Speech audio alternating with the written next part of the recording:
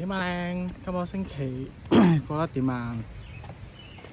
啱啱就完成咗今個星期嘅周6 LSD 長距離。呢兩個星期有啲特別，因為咧我就開始係揾到我哋鄰居啦，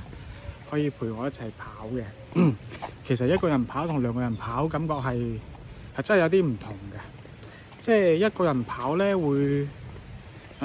專注好多，即係比如話你會專注喺你嘅步頻啊、你嘅節奏啊、你嘅配速啊、你嘅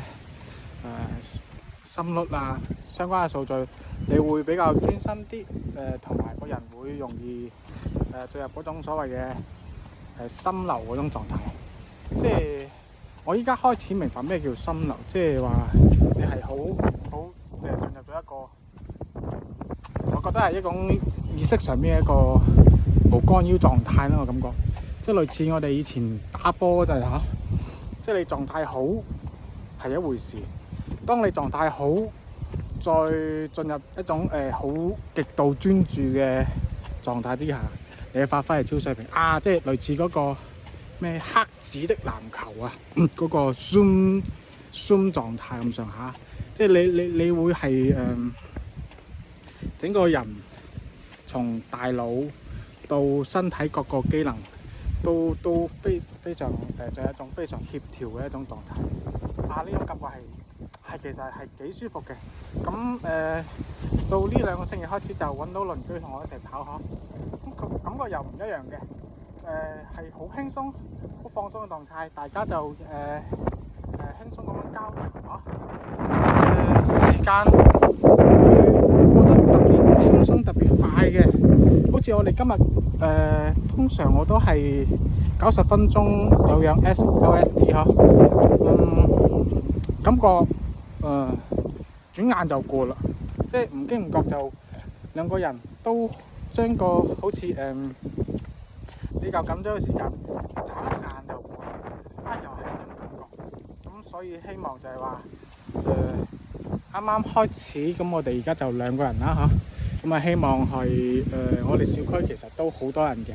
希望可以慢慢逐漸咁發掘到其他跑友可以一齊跑，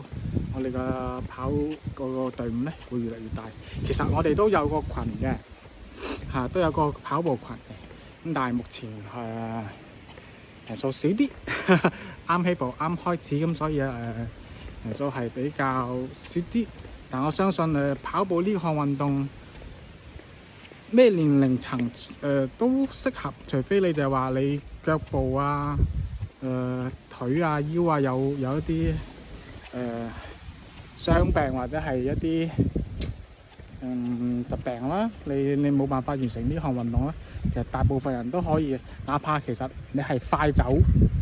我計個時間，如果係普通老年人快走，即係60零70歲嗰啲，你即使係快走嘅速度，同我哋 LSD 有氧嘅速度其實係差唔多嘅，因為我哋係跑得好慢，大概7分到7分半左右。其實呢個速度係真係我都唔好意思講係 LSD， 其實就真係好慢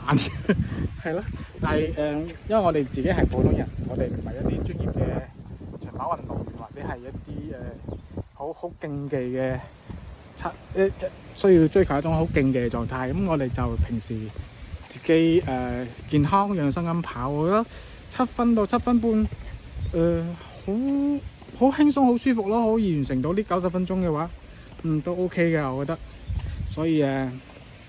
我哋嘅群嗰個宗旨目標就係話唔捲跑量、唔捲配速，輕鬆健康找回青春，呢個就係我哋嘅旨意。好啦，希望你哋各位都可以揾到你哋自己嘅興趣愛好，保持堅持落去，唔需要話同人哋一定要追求你嘅速度，追求你有幾咁好嘅成績，我覺得唔需要，即係放鬆去完成呢項運動。